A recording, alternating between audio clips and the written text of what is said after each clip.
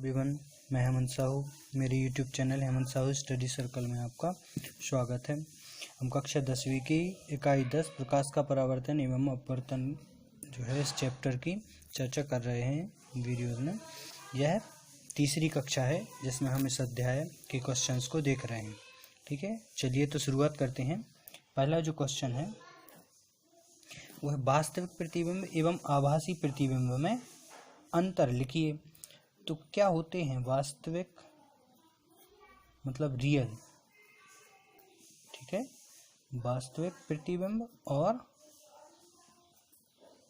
आभासी प्रतिबिंब मतलब जो रियल नहीं होते, अनरियल होते हैं वास्तविक प्रतिबिंब और आभासी प्रतिबिंब। ठीक है,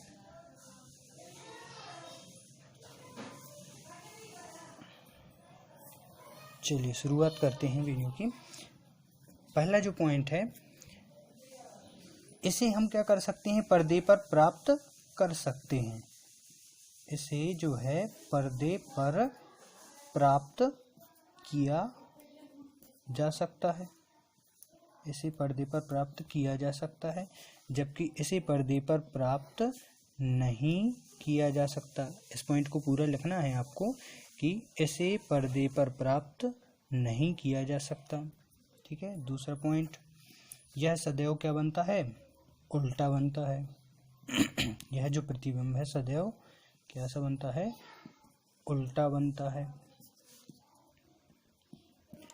और यह प्रतिबिंब सदैव कैसा बनता है, सीधा बनता है। ठीक, तीसरा पॉइंट क्या ले लें, यह जो है हमेशा दर्पण के कहाँ बनेगा, आगे। यह हमेशा दर्पण के आगे बनता है, जबकि यह प्रतिबिंब जो है दर्पण के पीछे बनता है। ठीक, एक और पॉइंट अगर हम लिखें तो ये कह सकते हैं कि यह जो दर्पण होता है, यह प्रकाश की जो किरणें होती हैं, प्रकाश की जो किरणें होती हैं, इनके मिलने से ही बनेगा। जब तक ये किरणें मिलेंगी नहीं तब तक ये निर्मित नहीं होगा, मिलने से बनता है। जबकि यह जो है, यह प्रकाश की किरणें इसमें बस क्या होती हैं, मिलती हुई प्रतीत होती हैं। प्रतीत मतलब dash dash dash dash type की होती हैं, और जबकि इसमें कंफर्म है कि ये मिलेंगी ही। ठीक है, ये हो गया आपका क्वेश्चन, वास्तविक प्रतिबिंब एवं आभासी प्रतिबिंब में अंतर। आप चाहें तो इसका स्क्रीनशॉट भी ले सकते हैं, इनको पूरा लिखेंगे इस साइड वाले।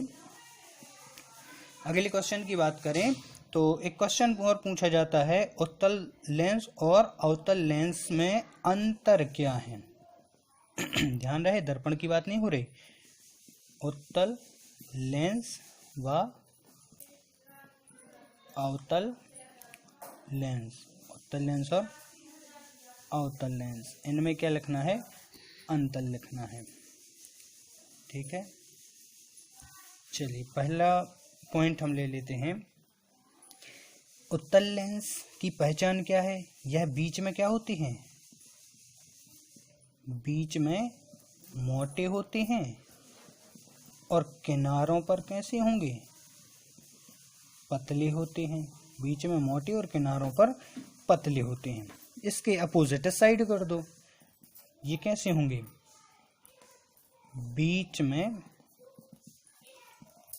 पतले होंगे और किनारों पर कैसे होंगे, मोटे होंगे।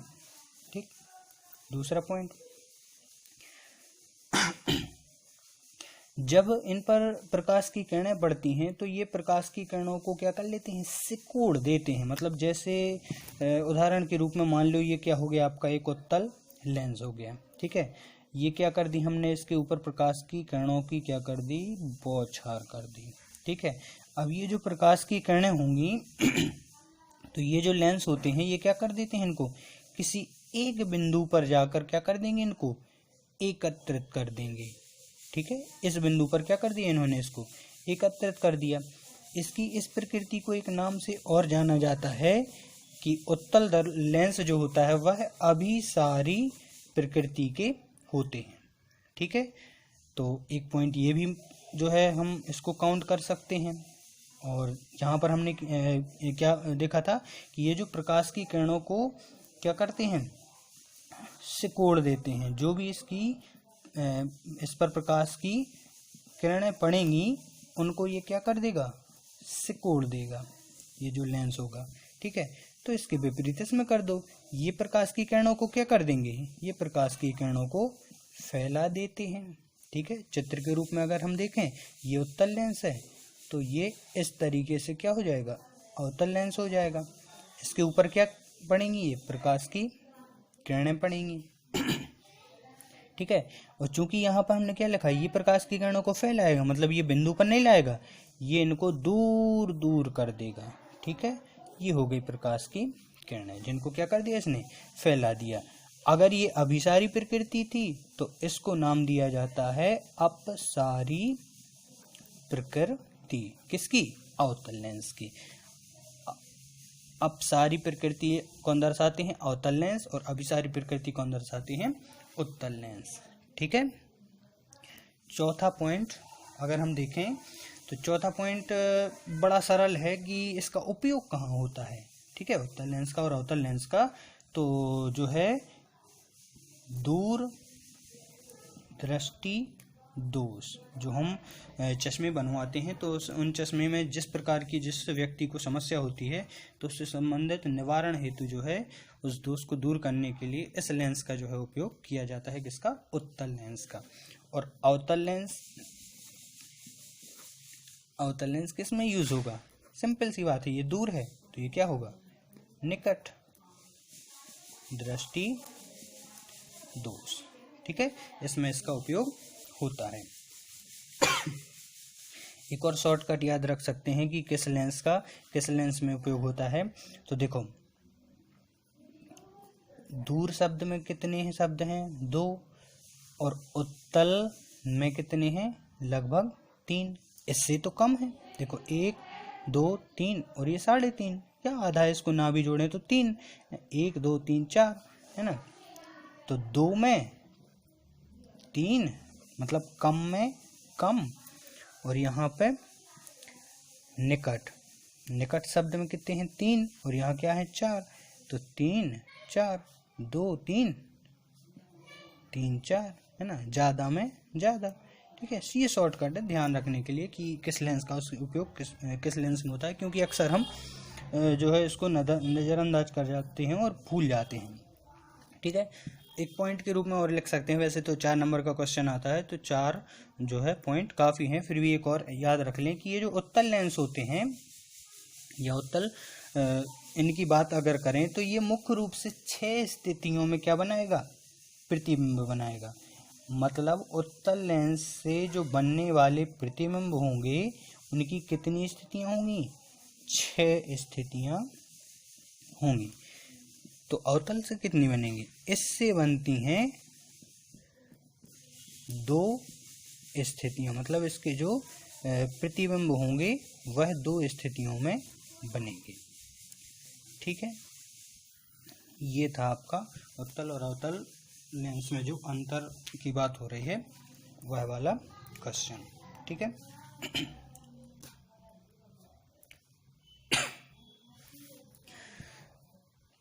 अब अगले क्वेश्चन के रूप में हम किसको देखेंगे, उत्तल और अवतल दर्पण के उपयोग वाला क्वेश्चन प्रतिवर्ष पूछा जाता है। तो अवतल दर्पण के उपयोग, और इस साइड हम किसके लिख लेंगे, उत्तल दर्पण के उपयोग। ठीक है, अंतर के रूप में याद करना ज़्यादातर लोगों को जो है आसान लगता है कि इनको जो है अंतर के रूप में हम याद कर सकें। ठीक है, एक अंतर याद करेंगे 2 क्वेश्चन याद हो जाएंगे, है ना। चलिए, तो पहला क्या है, अवतल जो दर्पण होता है इसमें पहला उपयोग है, हम जो घर में टार्च होती है हमारी या टीवी वगैरह में देखते हैं कि जो जवान वगैरह होते हैं हमारे बॉर्डर पर काम करने वाले, रात के समय जो है उनके सिर पर एक आपने लाइट टाइप की देखी होगी, वो क्या कहलाती है? Search light. ठीक है, मुख्य रूप से उसी को बोला जाता है सर्च लाइट। तो टॉर्च या सर्च लाइट में जो है इसका उपयोग किया जाता है। ठीक है, दूसरा देखें तो हमारी जो मोटरसाइकिल होती हैं, गाड़ी होती हैं, है ना, इनकी जो है हेडलाइट होती हैं। तो गाड़ियों के हेडलाइट मतलब आगे वाली लाइट, इसमें जो है इसका उपयोग होता है। ठीक है, तीसरा होता है हजामत या दाढ़ी बनाने में जो दर्पण का वगैरह का उपयोग होता है, मुख्य रूप से हजामत या दाढ़ी बनाने में, उसका जो है उसमें इस लेंस का उपयोग, दर्पण का उपयोग किया जाता है। ठीक है, और साथ साथ में जो कान के, नाक के, आँख के डॉक्टर होते हैं, तो हम ये चीज़ें, कान, नाक, आँख बारीकी वाली चीज़ें होती हैं, है ना, तो इनमें किस तरीके की कोई समस्या है तो उनका प्रतिबिंब हमेशा छोटी चीज़ को कैसे देखना पड़ेगा जब डॉक्टर्स को? बड़े रूप में। तो उनको वो बड़े रूप में देखने के लिए इस लेंस से बने, इस दर्पण से बने हुए जो उपकरण होते हैं उनका उपयोग करते हैं। तो जो डॉक्टर वगैरह होते हैं वह दांत हो गया, कान हो गया, है ना, या नाक हो गया, इनसे संबंधित प्रतिबिंब देखने हेतु जो है इसका उपयोग करते हैं। ठीक है, और वैसे 4 नंबर का क्वेश्चन आता है, लेकिन एक हमेशा एक्स्ट्रा के रूप में याद रखना चाहिए। तो जो बड़े अवतल दर्पण होते हैं, मतलब जिनकी जो साइज होती है वो ज़्यादा होती है, तो बड़े जो अवतल दर्पण होते हैं उनका उपयोग होता है कहाँ? सौर भट्टी में। क्या होती है? सौर भट्टी। बहुत बड़े बड़े सोलर पैनल होते हैं, वहाँ पर इनका उपयोग होता है। ठीक है, ये क्या हो गया आपकी अवतल दर्पण के उपयोग। उत्तल दर्पण के उपयोग की बात करें तो जो हमारे वाहन होते हैं, तो वाहनों के जो क्या होते हैं? साइड मिरर होते हैं। वाहनों के साइड मिरर के रूप में इनका उपयोग होता है, बाजू वाले, है ना। फिर जो रोड लाइट देखी होंगी आपने, रोड पर लाइट लगी होती हैं, है ना, लैंप लगे होते हैं, है ना, तो रोड पे जो साइड में लैंप लगे होते हैं उनमें भी इनका उपयोग होता है। और स्ट्रीट लाइट, जो ऊपर बड़ी बड़ी लाइट दिखाई देती हैं, स्ट्रीट लाइट, उनमें भी होता है इसको। रोड लैंप या लाइट एक ही बात होती है, वही स्ट्रीट लाइट है, वही लैंप है, कोई एक लिख सकते हैं। ठीक है, इसके बाद जो बड़ी बड़ी दुकानें होती हैं, बड़े बड़े शॉपिंग मॉल होते हैं, तो वहाँ पर क्या किया जाता है कि किसी तरीके की कोई चोरी ना हो, या ग्राहकों पर जो है नज़र रखनी है ना, तो मॉल हो या चाहे वो बड़े बड़े स्टोर हों, वहाँ पर जो ग्राहक होते हैं, ग्राहकों पर निगरानी हेतु, ताकि सभी लोगों पर निगरानी रखी जा सके। ठीक है, वहाँ पर भी इसका उपयोग होता है उत्तल दर्पण का। एक और एक्स्ट्रा के रूप में याद रख लें, इसका उपयोग जो है टेलीस्कोप में भी किया जाता है। दूरदर्शी या टेलीस्कोप में भी इसका उपयोग किया जाता है। तो ये हो गए आपके अवतल एवं उत्तल दर्पण के उपयोग। ठीक है, इस वीडियो में हम इतने ही क्वेश्चन देखने वाले थे। वास्तविक आभासी प्रतिबिंब में हमने अंतर देख लिया, उत्तल और अवतल लेंस में अंतर देख लिया, और अवतल दर्पण और उत्तल दर्पण में अंतर या उपयोग के रूप में इनको समझ लिया। ठीक है, आप चाहें तो इसकी स्क्रीनशॉट ले सकते हैं। ठीक है, आसानी से भी दिखाई देगा। ठीक है, और सब्सक्राइब करें, लाइक करें, शेयर करें मेरे channel Hemant Sahu study circle को। कमेंट करें अगर आपको और किसी क्वेश्चन में समझने में समस्या हो रही है तो कमेंट बॉक्स में ज़रूर बताएं। धन्यवाद।